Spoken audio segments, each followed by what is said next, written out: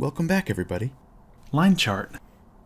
First, we're going to change the marks card from automatic to line. Then find the profit measure in the measure list and drag it to the rows shelf.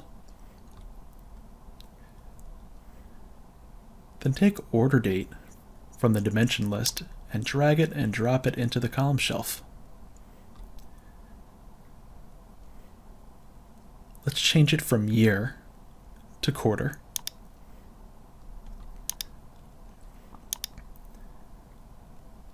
Let's add a forecast. In the Analytics tab, we'll find Forecast and just double click.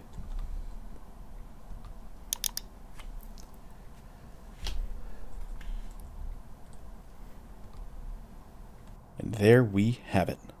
Find a link to the extended tutorial in the description below. Visit our blog at lifestylealpha.com.